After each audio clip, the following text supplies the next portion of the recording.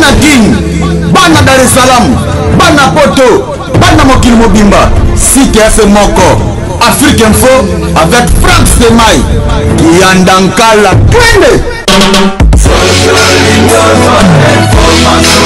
X-Pass Marandura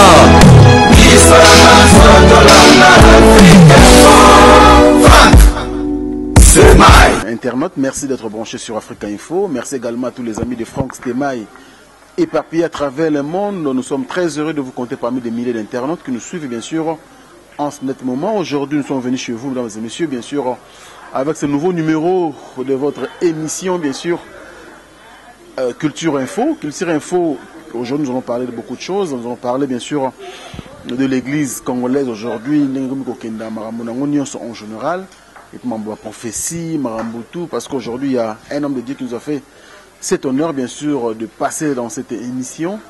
Il s'appelle, bien sûr, le prophète Josué Kabengele, le prophète de solution. Ça fait beaucoup de temps, moi, on est sauté dans les médias, maintenant il a repris, bien qu'il n'ait pas été liboma.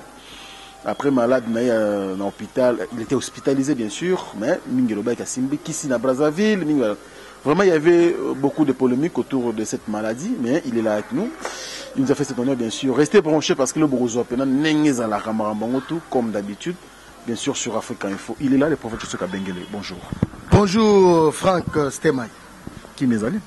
Qui m'est allé dans Ngoulanza? Très bien. Nous avons mis un costume, on a mis bilambe katana, chaîne et tout ça. Donc, il y a un peu de boma, na Brazzaville, pour ça, il y a un miracle, il y a un costume, bien là, en bonne santé. Expliquez-moi sur les années. Non, ezaka batu ya mitema mabe, o baluka ko déstabiliser ngai. Yo simbi kisi na yo batamita ba uti. Non, batamita mabe bazali. Oyi musala tozo sala eza musala moko tellement qu'ils ont musala moko malamu pour la gloire de Jésus. Et il y a certaines personnes oyo bazo se pela penate. Ba o se pela to sala musala nzam. Il y a toujours eu des combats même au temps de Jésus. Christ qui était Dieu, il y avait des pharisiens, des sadducéens, des scribes, oh bah non, on créait toujours des problèmes. Donc, sur Rosalie en Zambé, il y aura toujours certainement des gens, oh bah on créer des complots, qu'on crée moi bilo pour déstabiliser yo. Mais sur Rosalie en Zambé, malgré bah qu'on combattre yo, bah on l'ongote. Biologie, ils te feront la guerre, ils ne te vaincront pas. Donc, il y a des spéculations, bah tout bah panza qui n'a sango. Pour la baby ça yoza Franck yo yebi yo un grand journaliste oza muto qui t'appelle sur le terrain o yebi ba réalité ngana tikala ko bela aucun do jour moko te liboma na tikala ko bela liboma te na tikala pour lier bilo on a fuluté selon ndenge bato alobaki donc ezalaki kaka ba interpellation batu ba ngaka ka koluka ko déstabiliser nga côté quand même hôpital prophète. Oui, j'étais hospitalisé na belaki na zaki na programme surménage. Sur ménage, au moins Moussala Nabiso, et là Moussala Moro Telmé à Ramakasi. Au TI, au Leki la télévision, au Zongi, bah voyage par-ci par-là à cause évangile. Alors, Nazwa qui promet sur ménage. Nabamba qui n'a quoi qui, et bah meminga l'hôpital. Et tant qu'il l'hôpital, on est en bas réanimé, tout ça n'est mouton sa belaka. Et na belaki bongo, j'ai été hospitalisé dans l'hôpital cinquantenaire, Nazara Giwana, docteur Nanga Guy Bomoko. Allez-y vérifier. Non, hôpital cinquantenaire, docteur Guy Bomoko. Yé moutalande nga na problème nga surménage. Donc, il y a là qui, les bons matins, ils sont loin de là, ou les mensonges à batou. Nous sommes là pour la gloire de Dieu. Na si répondre à ngai, bah personne n'a répondre. Na si on a répondre. Bah activité na ngai na ezala na église, ezala na télévision, ezala na net, na internet. Parce que batou mingi ba mona nga pe kala. Voilà pourquoi tu l'équipe le pour quoi annoncer bana ya mikila poto bana o bazali na États-Unis parce que bana ba benginga de part et d'autre États-Unis benginga France benginga ya na bato belé ba s'inquiéter ki makasi ba le prophète abeli liboma tout ça ezaka ba spéculation na tika obela liboma te. Prophète, donc déjà biso to se payé pour te coucher en bonne santé parce que même biso est inquiet koyoka nouvelle wana qui obéit liboma et tout fallait même tout vérifier mais on a vérifié il fallait quand même confirmer biso que vous a bien portant. Alors toi tu vas travers le monde prophète les autres mekendo ko beta masolo église en ndenge comme lelo vraiment l'église corps de Christ et à son étoile qui ont calaté je pense que vous allez quand même témoin vivant il y a mamoto za osala. Mais quand on voit ce prophète, le long de l'église, d'abord, dans ministère, il y a prophétie. Aujourd'hui, tout le monde est devenu prophète. D'abord, qui est un prophète? Et puis, Bisso Baye, tout ça, Bandimina Bino, tu es un bon prophète. Merci beaucoup, une bonne question. Je vais d'abord définir le mot prophète. Le mot prophète vient du mot nabi. Nabi qui veut dire porter parole. Nabi en hébreu. Ils en hébreu. Le mot prophète veut dire nabi qui veut dire porter parole. Le premier mot utilisé prophète dans la Bible, ils ont utilisé et pas Moshe, Moïse. Alors, Nzambe bisaki Moïse. Quoi Moïse a dit nali kukuma. Azaki nali kukuma. Siko il fallait mutumoko abana ko interpréter le kukuma wana parce que Moïse aza muto Nzamba ponaki po akene ko kangola bana Israël. Sikoyo il a fallu abana ko lobana bango mais pas lobana bango azaki nali kukuma. Nzamba lobi, j'ai choisi pour toi Aaron qui sera ton prophète. Donc qui sera ton habit qui veut dire porter parole. C'est-à-dire, le prophète, étymologiquement parlant, le mot prophète veut dire porter parole. Nabi. Donc, Moutu Oyo, aza messager, azo mema pas parole. C'est-à-dire, aza ko interpréter bégaiement, ya Moshe, bégaiement ya Nzambe. Le lot de ba prophète, baza assise la parole. Un prophète, c'est quelqu'un qui est d'abord assis à la parole. Un prophète, c'est celui qui a la mâchoire. Un prophète, c'est celui qui a la parole, qui a le verbe. Il faut la capacité à interpréter la Bible. Mais au moment où on a Kinshasa, ils ont la poto, ils ont la partie par-là dans le monde, au moment où Moutaye, Nzamba Total, ils ont Mireille Moraza. Nzamba Total, ils ont Nassi Moraza. Ils ont le colonna pota. Où les a prophéties? Où les a paroles de connaissance. Parce qu'il faut maintenant une différence entre paroles de connaissance et la prophétie. C'est quoi la parole de connaissance? Parole de connaissance, c'est une parole surnaturelle que Dieu révèle à une personne sur son passé et sur son présent. C'est-à-dire la parole révélée, ils ont révélé passé et puis ils ont révélé présent. C'est ça la parole de connaissance. Donc, Nzamba sera Mireille Moraza Awa, Azan Lokolo à droite, Azan la Pota. Et ça prophétie, et ça parole de connaissance. Ce qu'on est prophétie, Zani. Prophétie, c'est une prédiction. Donc, la prédiction, c'est quoi? La prédiction, c'est une parole prononcée pour ton futur. Prophétie, est à la présente, mais est à la future. Vous comprenez? Ce qu'on est battu belé au bazar, le lot, prophète, soi-disant, qui se nomme des prophètes. Oyo lelo pas moni moi prophétiser moi mouké toi après si parole de quoi comme prophète tout ça prophète par ministère premier bandenga prophète nena lo banayo wani il faut ça non a la capacité il y a qu'on interpréter Bible sur le plan prophétique parce que ça n'a pas écriture monko sur le plan prophétique exemple ba Daniel exemple Apocalypse livre Apocalypse c'est comment na ordre était non mon Apocalypse chapitre 1 Apocalypse chapitre 2 Apocalypse chapitre 3 et ça la ordre non la 1 2 3 non et ça la moi des ordres parce que Jean a il a Patmos mis sur le Koufaki a Koufana il a Patmos alors tant azo mona makambu azo koma ba chercher ne ba rassembler ba papier wana ba biloko Jean a komaki ne ba rassembler et comme ne ba commis livre Apocalypse ce qu'on livre wana ils ont signé un prophète on a la capacité à interpréter écriture révélatrice écriture apocalyptique écriture oyo ils ont révélé biso temps de la fin au début temps où tozali ils ont belé aux abasina temps de la fin par exemple basina temps de la fin on a un prophète doit avoir la capacité de lire de connaître les signes des temps de la fin mais l'autre on a un prophète bon il a biso ba prophétie zamba total sera Mireille Morazawa zamba total sera Antoine Morazawa non papa on a prophétisé. Un prophète doit connaître des choses. Le lot de ce monde, bah mariage, il y a homosexuel. Et comme il autorisé même dans l'église. Et ça, bah, si l'attend de la fin. Au ce monde, appelle ça, sans mariage homosexuel. Oh, ils avaient caché hier. Le lot comme il révélé. Le lot comme on s'en a appelé la mus à Batou. Abomination continent temple. Bon, sauter continent temple. Tout ce monde, pasteur, ma côte à boîte de nuit. Azo musala nzambe amelanga masanga azo défendre un peu bibliquement azo langwa kozwa bana basi ba kinduka semi comme la thème mais pexami ndeko langwa Non, bien aimé, un sacrificateur ne peut pas prendre l'alcool. Un sacrificateur ne peut pas prendre le vin. Un sacrificateur ne peut pas prendre l'alcool. C'est interdit. Nous sommes des Naziréens, nous sommes des sacrificateurs. Lis dans la Bible, les Naziréens. Tanga dans la Bible, on a Samson, on a Jean-Baptiste, on a Élie. On a Raswana. Le liqueur, tu ne prendras pas le liqueur. Même si on t'a dit échelon, dans la Bible, on a l'exception sur les anciens, sur les évêques. Bazolo banabao que mela masangate. Ba critère ya ba évêque. Lelo zomona ba pasteur lelo tozomona ba pasteur na ba poto wana na awa na Kinshasa bazokota ba boîte de nuit. Donc que Jésus m'a bon les maï na vinu, on est comme excuse ba ça dans bébé.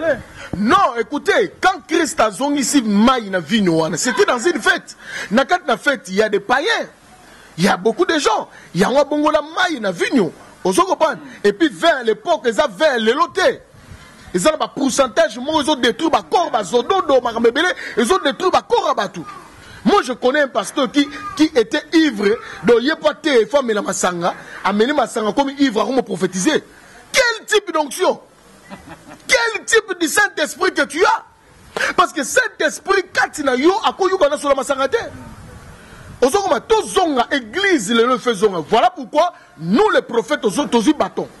Bâton pour que zongi sabatu nanzela évangile les ongs. Tout le bel miracle là. Comment? Mais tout le bel nous on nazo bisala sur le prophétisme. Je suis prophète, je suis nabi. Je suis d'abord porte-parole. Un prophète qui enseigne la parole. Très bien prophète. Mais l'autre mot constaté, tout le monde pour une église naïe comme Azali papa visionnaire de l'église.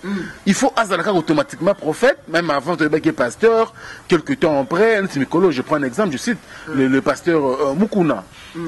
Ça dit qu'il s'est transformé vraiment en prophète. C'est tout à fait normal que Moutagui est pasteur ou évangéliste, et lobby pas bon comme prophète, ça passe. Non, au moins il faut reconnaître que le ministère il y a prophète, obi que batumi balinga prophétie, ça na poto. Balinga prophétie balinga pasteur sur le donc batumi balinga prophétie ça na Kinshasa. Soko tie église prophétie zate bato ya tima. Ya omoni ba pasteur ebele ba oke simela ba kisi ba oke rolia mama kassa ba okota ba na salo le mois pour ba pesa ba prophétie. Même c'est vrai. C'est vrai na ba Congo awa et na ba makasa moko tient na kata lolemo awa okomo pesa ba précision ba kombo. Voilà pourquoi j'interpelle na bande ko na biso ya diaspora bande ko na biso ba na Europe bande ko na biso ba na Canada partout dans le monde. Naza ko interpeller bino, n'aimez pas la prophétie plus que la parole. Parce que la véritable prophétie par excellence c'est la parole de Dieu. Nana prophète na sakola makasi papa. Mais na lingite partout ba za la tirer la prophétie. Nous quittons au coup d'un charlatan, un féticheur. On peut qu'on s'accorde pour d'ailleurs. Est-ce qu'il arrive aussi des fois que non dimanche maintenant vous êtes dimanche culte banete c'est libre au prophétiser nos pétés. Mais moi ça m'arrive. Ça m'arrive. Est-ce que je suis obligé de commencer à prophétiser chaque jour? Non, la prophétie par excellence c'est la parole. Quand je libère les messages, la parole, Batoubaza la carte d'église, parole, c'est déjà la prophétie par excellence. Mais si le Seigneur nous fait grâce, il nous envoie à prophétiser sur certaines personnes. Dieu me dit, papa, parce que je suis prophète. Prophétiser, c'est mon métier.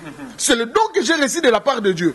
Parce qu'il y a un ministère prophétique. N'a ôté la parole, n'a la parole de connaissance, n'a la don de discernement des esprits, n'a la parole de sagesse, n'a zali na prophétie pe angomoko. C'est-à-dire na ko sakola pe pona batu, n'est na sakola ka l'église, na ebisio talanza batali singa boye. Mais batu baza la tirer na biloko arate. Pourquoi? Parce que le lot ozala ba mambi kudio bazali lobby. Ba pambi kudi bazali loba comme il ba prophète. Bah c'est déguisé l'église. Bah continue l'église, soi-disant bah prophète. Au monde abattoir, bah ça toujours dans offrande du prophète, offrande de ceci là. Pour mon on a pasteur, faut qu'on t'anaye vieille puis coton $25. Yo mon on a quitté ça te. Pour qu'on t'ana pasteur, pour mon a pasteur. Pasteur a tiens vieille puis coton $25. Vieille puis coton $10. Pour la passe si beaucoup on va $5. Ben non, bah ta passe va tiens $10. Mais il ça avec mboka na biso yo ebi réalité mboka na biso na Kinshasa nous souffrons. Au Congo, les gens souffrent, papa. Les gens souffrent. On a besoin de battre bazala ba kinseso.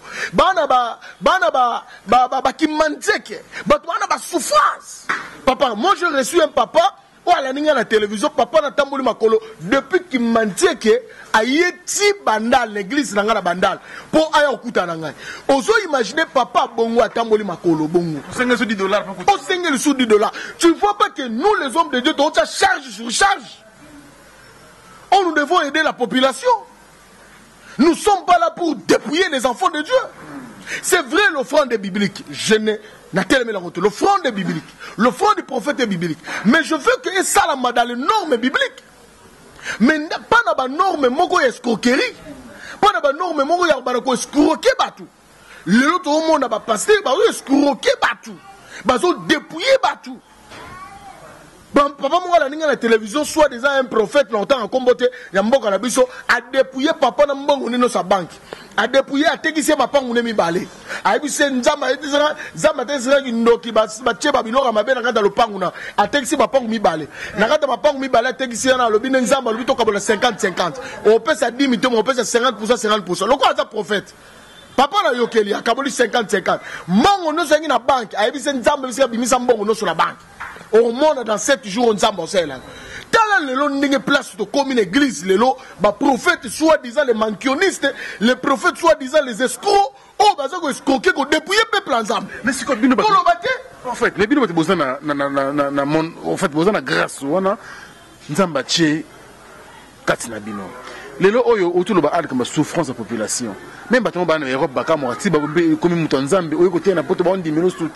parce que vous ne dénoncez rien. Aujourd'hui, qu'est-ce que vous, prophètes, vous disiez concernant d'abord la souffrance des Congolais en général? C'est-à-dire que l'homme de Dieu, Dieu ne dit rien par rapport à la situation de la classe sociale, ni économique, ni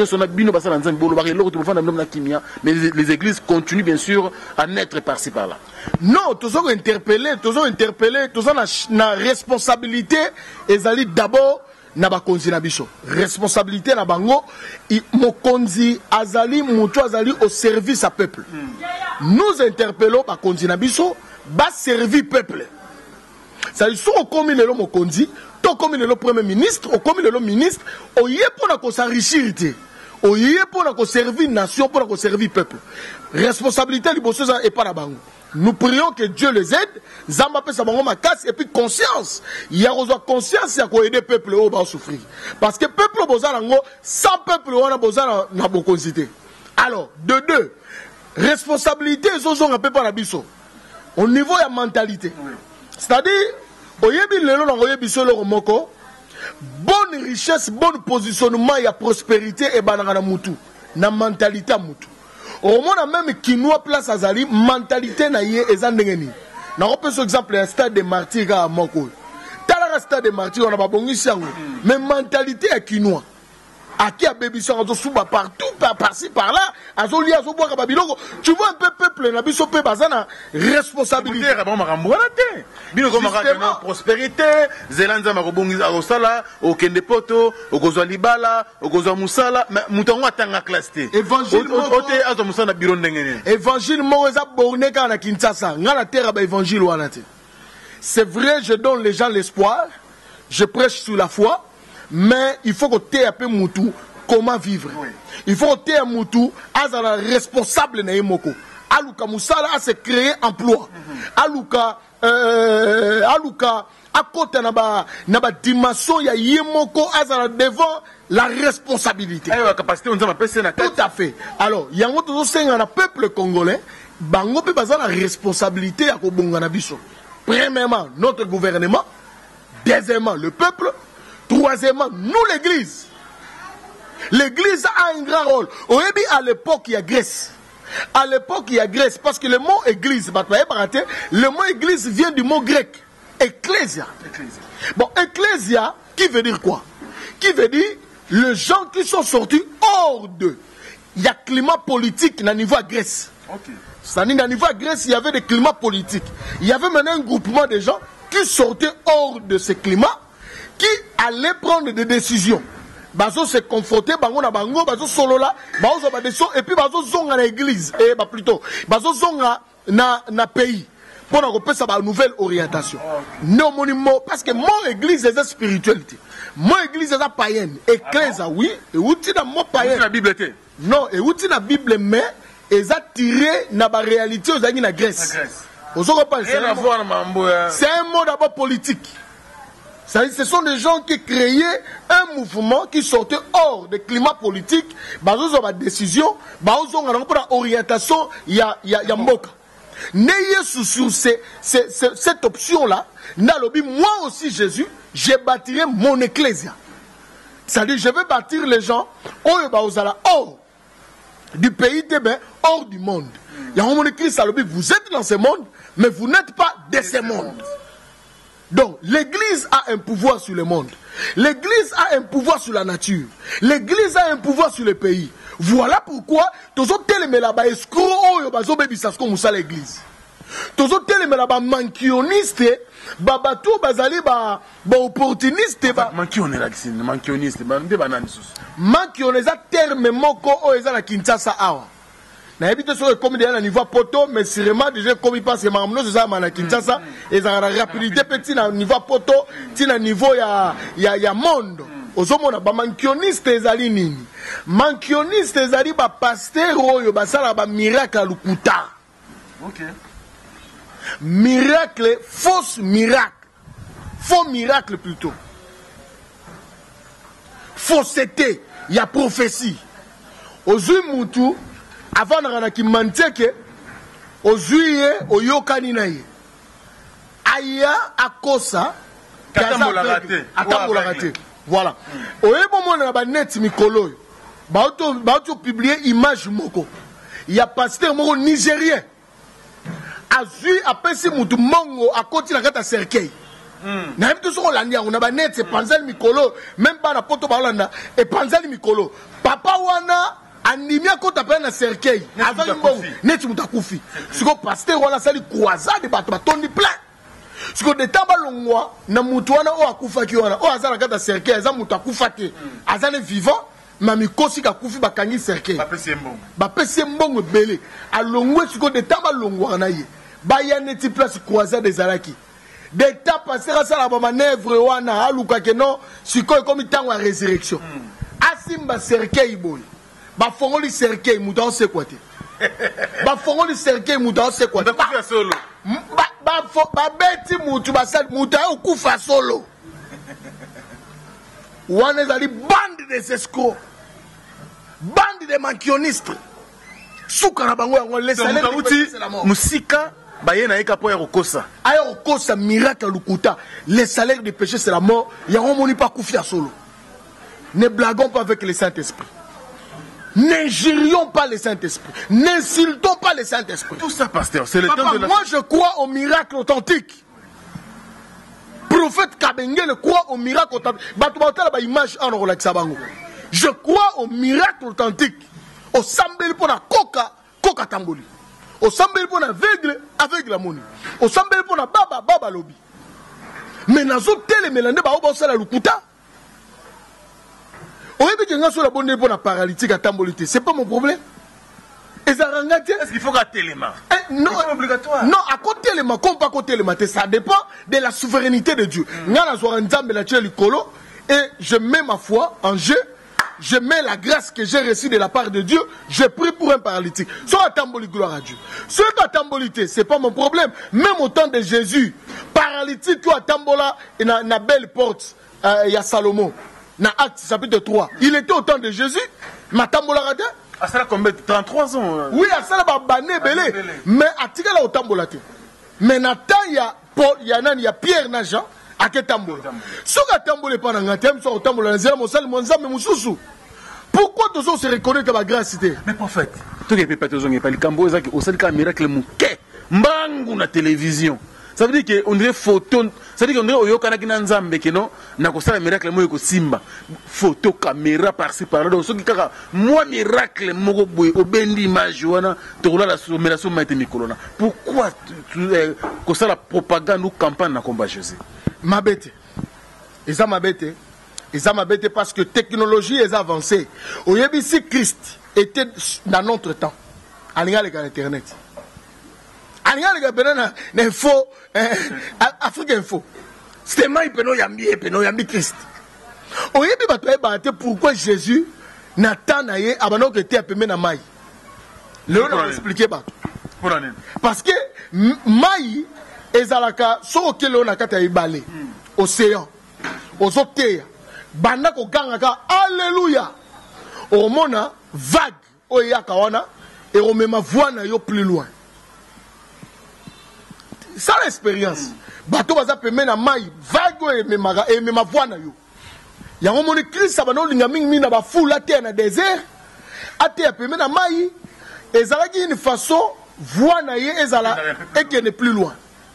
Ozo comprendre parce que wana technologie na les avancé te ba télévision ezalaki te ba radio ezalaki te ba internet ezalaki te ozo mona sko yeso ba utiliser mai to désert lié moko désertique pour à faire écouter voix na ye à faire transmettre message na ye yango ozo mona lelo oyo toza sur ba mai na ba désert te lelo toza na ba internet eza ba radio ba télévision donc nous utilisons ces instruments là pour faire connaître, attendre plus, faire attendre nos voix, c'est-à-dire nos messages.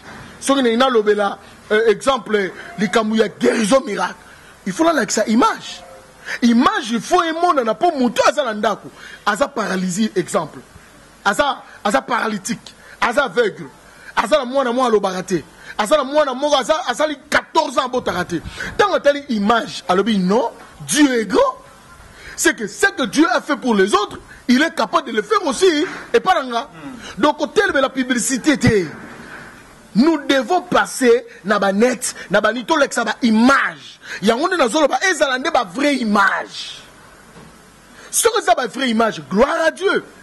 Des hommes de Dieu qui font leur travail pour la gloire de Jésus, gloire à Dieu. Mais Tobo qui végétarien, Tobo qui star. Parce que comme moi star moro boyé a comme le rôle en net danger donc c'est très non ça veut dire que pasteur a comme un rien a comme quoi musicien ayebo critique le mutu comme toi ou le bible ba ou le sac ça veut dire que ba kati maté ya pour ba yamba pasteur à continuer moi rien ne peut retard wana mabe papa gloire il fait zong et pas Christ. Dieu ne partage pas sa gloire avec les gens. Lelo na ebisi yo au monde appelé la carte d'église bat baza ko adorer nzambe ba louer nzambe siko yo appelle modérateur akati abi siko tozo yamba mutu na nzambe papa ko de yindi ba protocole nyoso oui ba yo entourer voiture netika ba benga prophète de solution le prophète de solution le prophète Manvuluzi yo pe ça dans l'église na yo.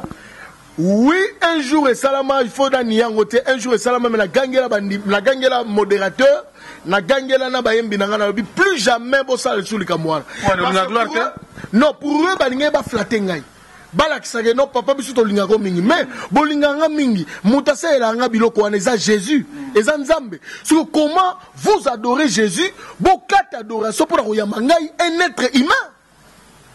Je ne refuse pas, il faut honorer les hommes de Dieu. Les hommes de Dieu, on les reçoit avec double honneur. Mais ça, la norme. Au coup, 4 adorations, en pleine adoration, ce qu'on a passé. Non. Et ça, la norme. Aussi, ici, adoration, aussi, ici, louange.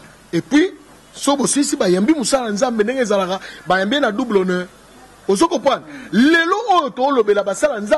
Il faut tous sa gloire et pas Christ. Refusons les végétariens à l'église. Nous ne sommes pas des vedettes. Nous ne sommes pas des musiciens. Toi, la musicien, t'es papa.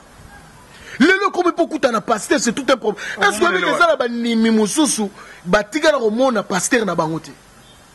Mais pour monnaie, c'est tout un problème. Mais les belé, prophète. Non. Tant que peso ba nimiona, il faut jouer charge ya mon nimi moko na moko. Même à ta par année, à mon ata une fois. C'est important parce que Azala la posa na yo.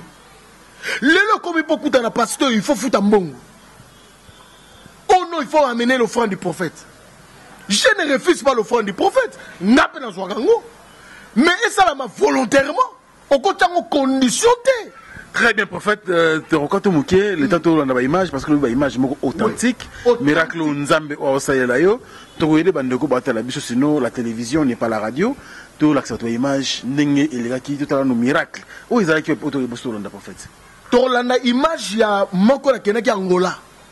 Osoko bato na voyager na kina mboka Angola ba yeba musala nzambe na dimension ya onction o azo travailler nango na mboka et soki pa bimi na mboka ce sont les mêmes productions o esala na mboka na ye Vous comprenez? C'est-à-dire, place aux Alaramboka na yo, Nzamba utilise puissamment.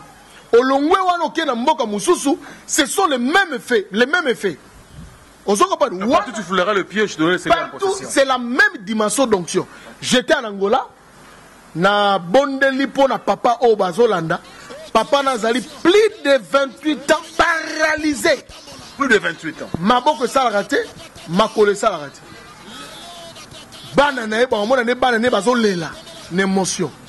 J'ai prié au nom de Jésus. Papa, tu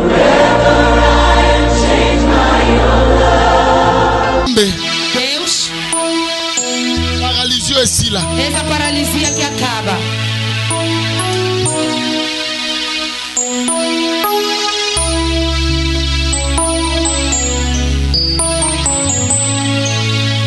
Papa, Pai, sabe que tem Sara mesmo agora.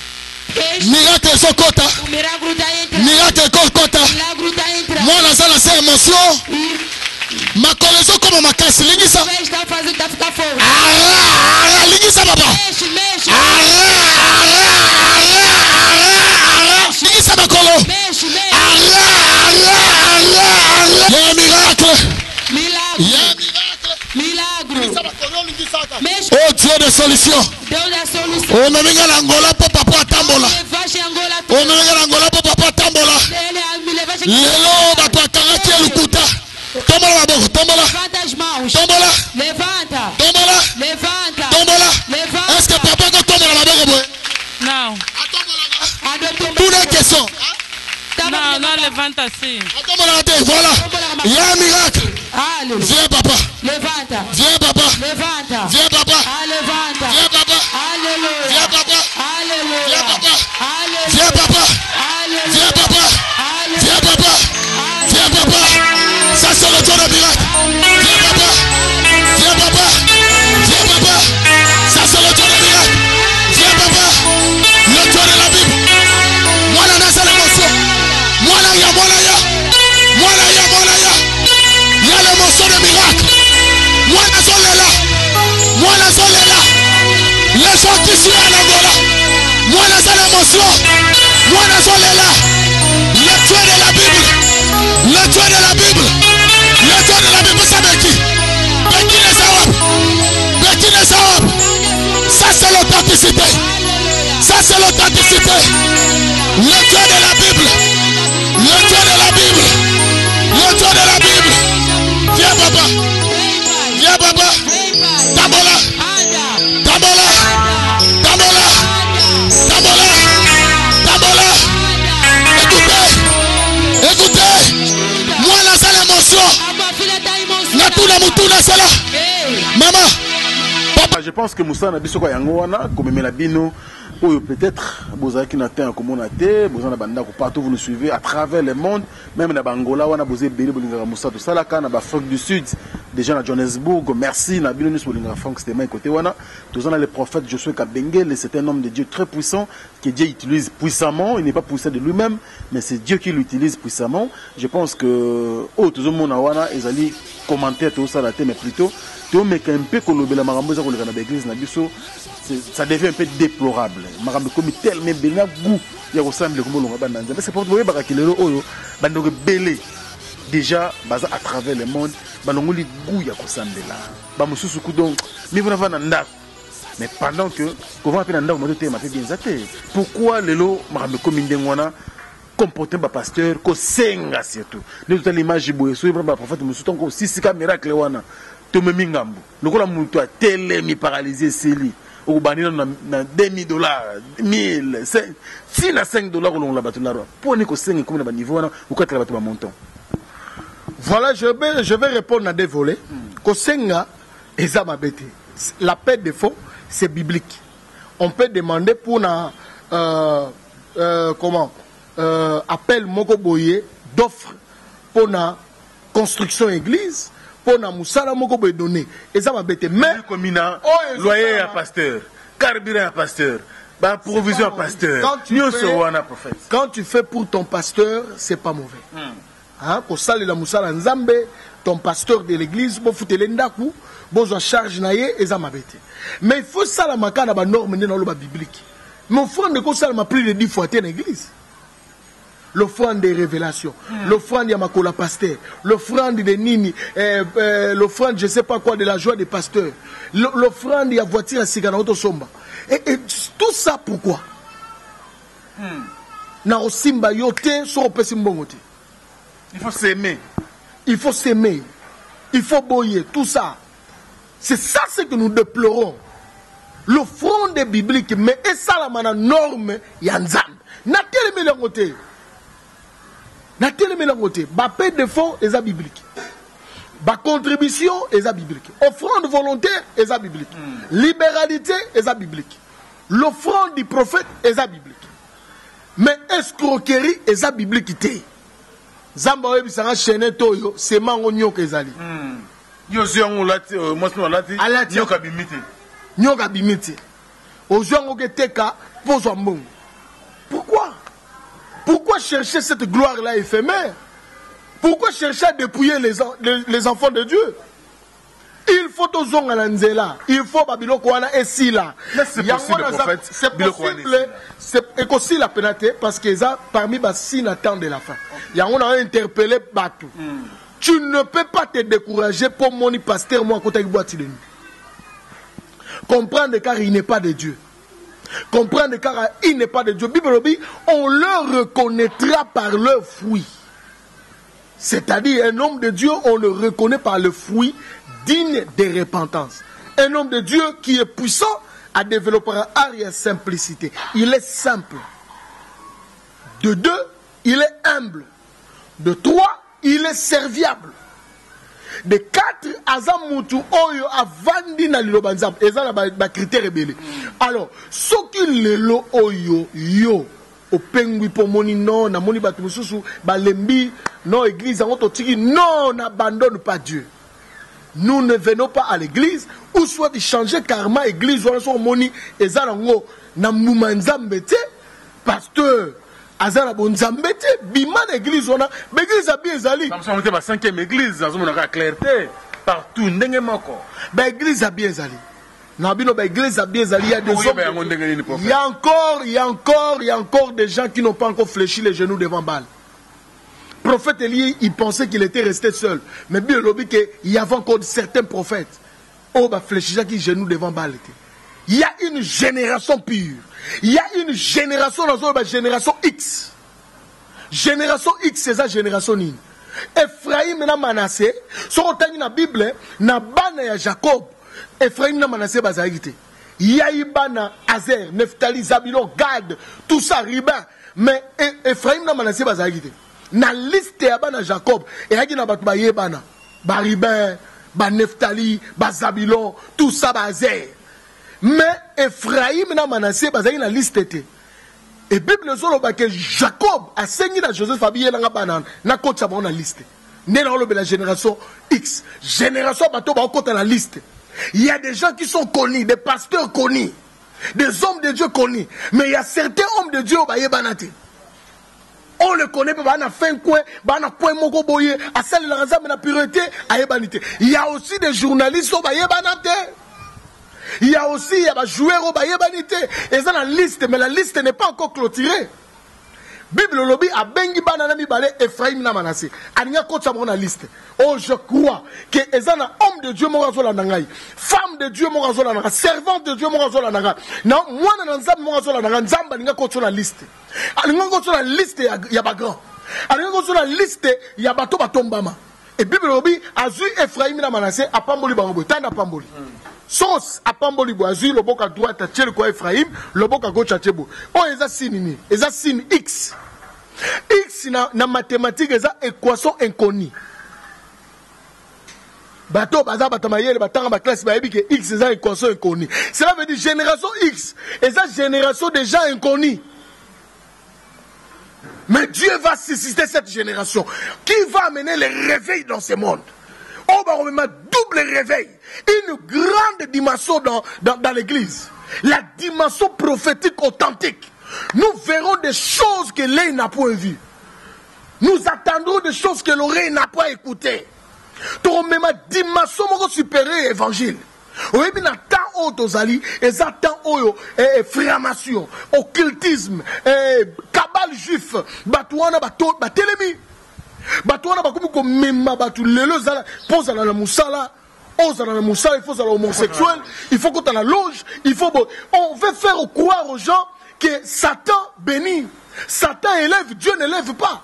Oh, la Bible dit, c'est la bénédiction de l'Éternel qui enrichit, il ne la fait suivre de quel chagrin. Kolanda, gloire éphémère, ouanate, oh, abatoba, qui s'y a pambala, babi, ça m'a couché, pas mon amour taliboma.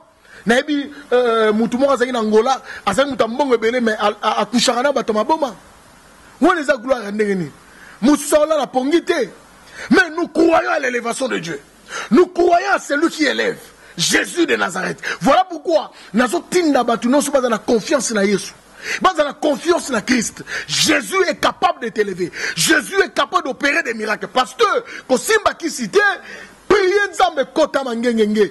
Kende baluzizi la naba zamba. Luka Nzambe. Kota la kate na intimité na Nzambe. Via sanctification. Mener une vie saine. Kota na bon Nzambe. Okomona o dimension ni Nzamba omemayo. Merci beaucoup, prophète. En tout cas, sur la tique au bonheur dans mon côté, je suis sur le temps pour qu'il y ait une matière. Donc, il faut que ça passe émission aussi la tête. Prophète, dernier thème émission, tout au jour. Les camarades chantent. Les autres mots remarqués, car il y a qui, tu as vraiment l'impression qu'il y a Fukama, qu'on va adorer Nzambe, qu'on va louer Nzambe partout aux alliés.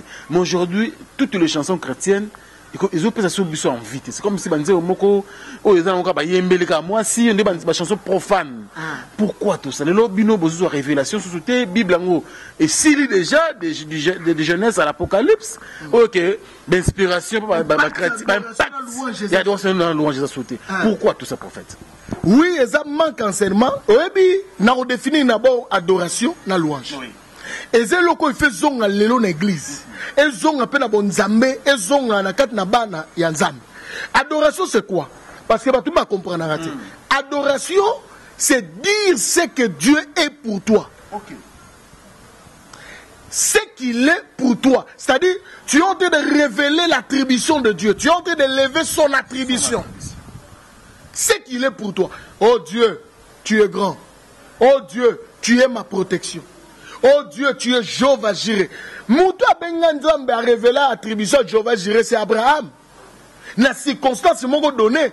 Abanu quoi adorer Nzambe, tu es Jéhovah Jireh. Dieu pourvoyeur. Tu es El Sabaoth, tu es Adonai.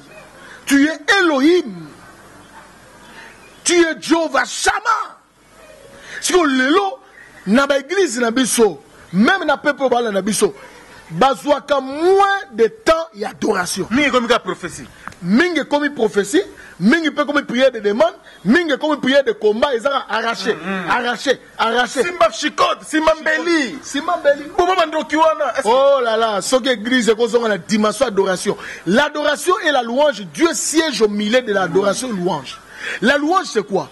La louange c'est publier, c'est offert et c'est bien fait. Koloba makambo nzamba sali na makamba sala. Ko publier ngo ko kudra mutra monda munenza sali là. Oui, net biso boy tous un souffle de vie. Dieu nous a donné le souffle de vie. Nous avons le souffle de vie. Nous devons rendre grâce à Dieu. On ne peut jamais manquer un témoignage. Tu ne peux pas manquer un mot pour dire merci à Dieu. S'il ne t'a pas donné le mariage, il t'a donné le souffle que tu as. Il y a des gens, moi j'étais à l'hôpital, je fais une année dans la maladie, n'a moni pas si à maladie. Vous savez, il y avait des moments où on me donne de l'eau à boire, n'a melika mouké, n'a encore aussi sangoté. N'a habité sur ce comprendre. Ben il y a biloko oulié zébélé. Mais n'a lika mouké, n'a encore aussi biloko nga mona sengi balambela, mais n'a encore aussi saté.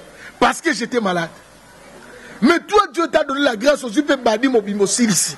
Aux yeux biloko ne sont silisi. Mais tu peux rendre grâce à Dieu avec le souffle que Dieu t'a donné.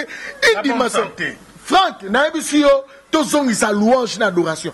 Oyebi ezana roi moko na Israël. 2 Chroniques chapitre 20.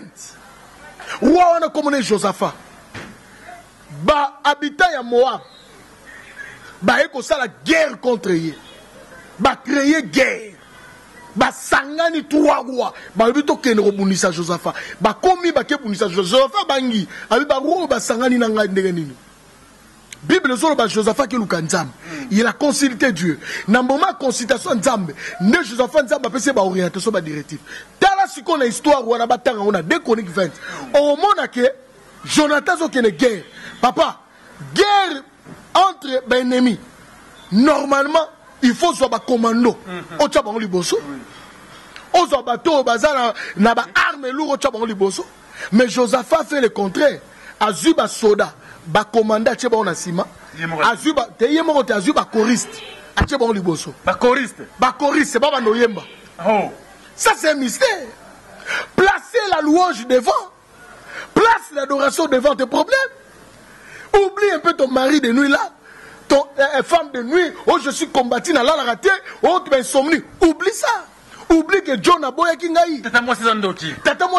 Oublie ça. Il y a des moments tu dois apprendre à louer le Seigneur. Adorer le Seigneur. Il y a une explosion quand tu adores et tu loues le Seigneur. Bible obi tant ba ni ko louer.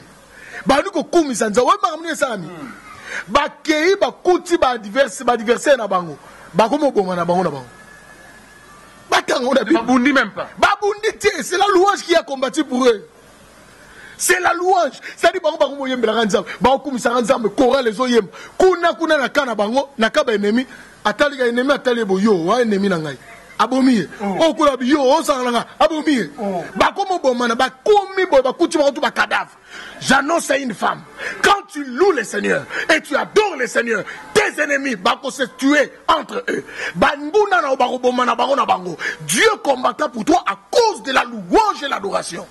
Très bien, prophète, merci beaucoup. Alors, ça c'est vraiment fort, hein? C'est très profond. Les paroles. C'est parce qu'il manque l'inspiration. Tel la paix à son âme, notre papa, allez mon autre.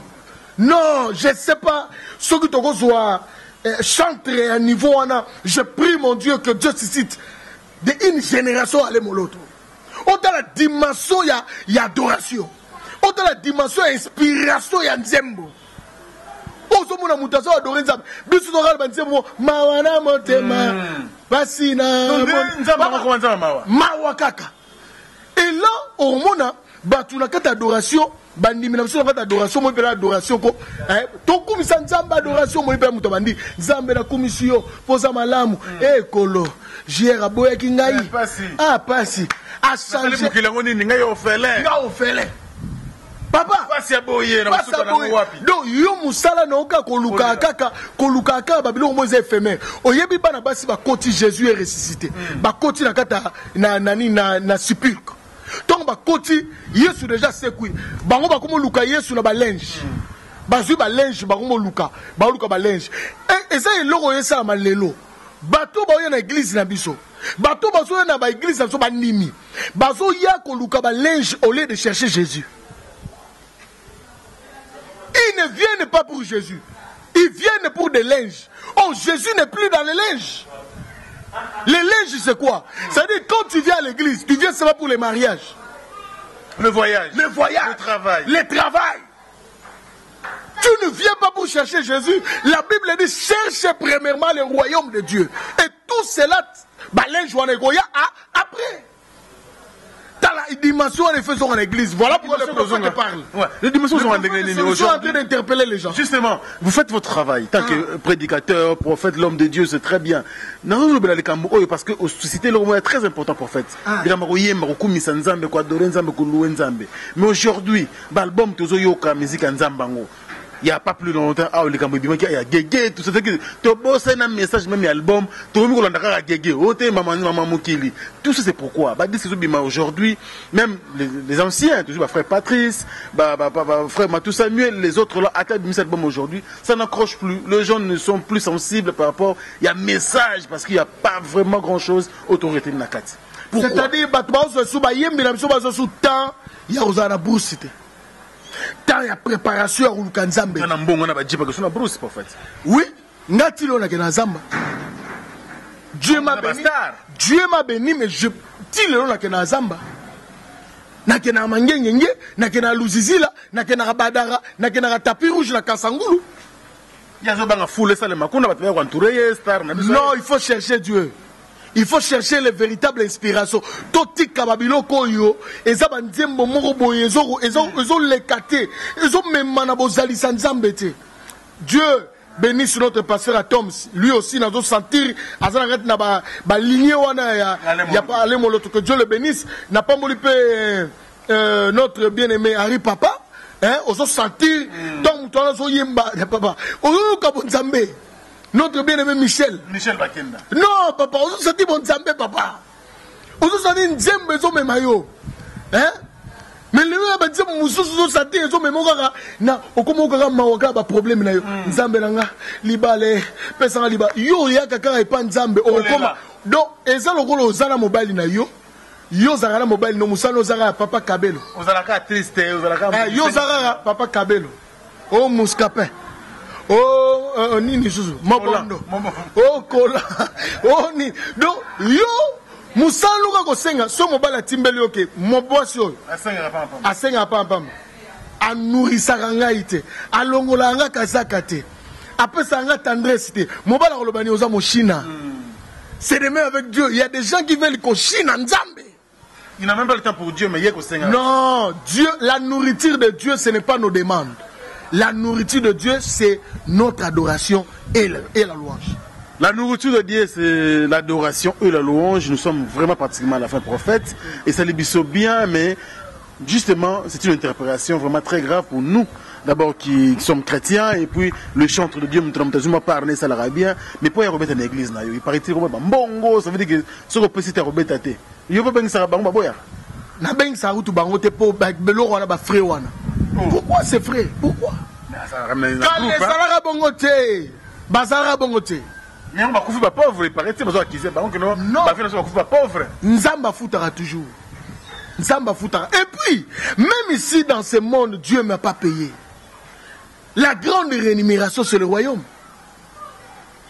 Même ici la koufi na mwanda kumoa mukie. Mais na lola na koti. Yango moni Paul a lobby, à combien de nombre de gagner le monde entier et de perdre son âme? Il y a un passage qui me fait peur. Passage Matthieu 7, 21 kita. Bible le Bible. Ce n'est pas ceux qui disent Seigneur, Seigneur qui entreront dans le royaume de Dieu, mais ceux-là qui font la volonté de Dieu. Plusieurs viendront. Avons-nous pas prophétisé à ton nom? Avons-nous pas opéré des miracles à ton nom? Il y aura réponse à Christ. Je ne vous ai jamais connu. Habitude, je ne vous connais pas. Je ne vous ai jamais connu. C'est par là que c'est-à-dire, Batebele, Nzamba yebi bangote, Papa Koluka, gloire éphémère. On en a besoin. Mais il faut pas qu'on a premier lieu. Cherche premièrement le royaume de Dieu et tout cela te sera accordé. Tout cela te sera accordé, c'est le dernier mot du prophète. Je suis Krabengele. Justement, tu as là autant. Avant les pambos, tu as un numéro à contact pour avoir besoin de et puis, on a biso, mais tu vas à travers le monde. C'est vrai, il y a Rolobété belé. Mais tout n'est belé, mais en tout cas, le temps nous fait défaut. On a dit que justement, tu as temps, il y a aider tous les soit prophète, et ça même au plus animal contact, bien que tu sois affiché prophète, mais aussi dernière prière pour l'émission Allélo. Merci. Numéro contact, je crois, Franck a affiché en haut. Numéro 39 00243 39 51 22 82 00243 999 9 misatou 51 22 82 00243 9 misatou 51 22 82. Je crois les affichés wana. Donc so bengi oyamba secrétaire. Protocole était rapproché. Oh nani nazara biloko wana te. Na biloko wana te. Oyamba ngamo ko bon on a plus tard peut-être hein? Mais yo yebi Nzambe sika memanga na mboko yo. Kabengele c'est aza mutu yo yebi Frank. Batu baza mkete. Na zo etulu kwa batu. Na chanjara te. Na otika la pe o changer te. Amen. Sikala ndengo ne ko. Na otika la bongo parce que za ndenge Nzamba yebisanga. Amen. On se comprend. Voilà pourquoi na yambara les gens gratuitement et puis na yambara au protocole ya mbelanga te ngamo na yamba yo. tu as un problème et surtout bateau bazana ba problème. Baola na biso siko zana oh myome. Oh maladie moko à cancer. Nous croyons. Papa oh atambola kiwana, le Dieu qui a fait marcher ses papas, il n'a pas changé. Il est le même hier, aujourd'hui, éternellement.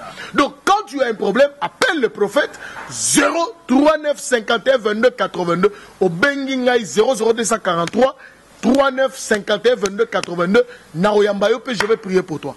J'aimerais quand même saluer Bana ya Poto Oyo Lelo Balingi Yesu Christ Makasi Nzamba Pambola Bango Belé, entre autres.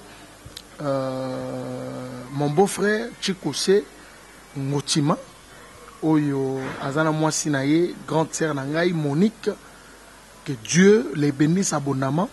Beau-frère Chikose Ngotima Zamba Tombolayo, Zamba Pambolao na Mikila Poto et Naningina Pambola pe parmi bateau baosa la impact les lots bazo ma évangile pur. Il y a grâce makasi pe la dimension et authenticité. Entre autres, notre bien-aimé apôtre Frankie Kerok, apôtre Kokobar, c'est vraiment mon ami. Alors ça a impact, félicitations mon ami, en tout cas que Dieu t'amène encore plus loin, parce que Paris na minute yo, Europe na minute, il ne faut pas comprendre que Dieu est avec cet homme-là. Apôtre Frankie Kerok, Kokobar, apôtre Kokobar, Nzamba Pambolayo, na mwasi na yo bana tout ça, que Dieu bénisse l'église Mobimba Zamba Pambola bino na bosanite au Pambola, mon ami personnel le pasteur Jean-Pi Mukendi Zamba Pambola, vraiment ça c'est mon ami, mon allié yeto utine musika elo nzamba memie pe na mikila poto Zamba Pambola na bosanite au Pambola pote Benjamin Chimanga, que Dieu les bénisse abondamment. Je vous aime beaucoup. En tout cas, ngana bandeko na bino tokuta na bandeko no surtout ya poto tokuta l'année prochaine. Année prochaine parce que les là qui prophète ayaka koto tout ça, donc toya pour la croisade miracle na makasi année torobanda, année 2018. Que mon Dieu vous bénisse abondamment. En tout cas, soyez bénis. Problème. Que le Dieu de la Bible, le Dieu tout-puissant, a accordé nos faveurs. Je libère une forte grâce. Bateau baza maladie, basim makaka appareil na eux. Tout ça na appareil, tout ça na nini na télévision. Et l'homme nous so simbango miracle zo salama. Je crois à l'onction de Dieu qui est permanent. Sois guéri de ta maladie au nom de Jésus. Amen. Merci pour la disponibilité à temps et salut bien. Merci beaucoup pour la yopé Franck Stemai, journaliste à temps. Merci. Zama Pambola. Amen, merci beaucoup. Donc nous sommes vraiment à la fin. C'est vrai que nous allons encore revenir sur le prophète Josué Kabengele pour un autre numéro, parce que la télé c'est le temps. C'est la même émission à 3 heures du temps.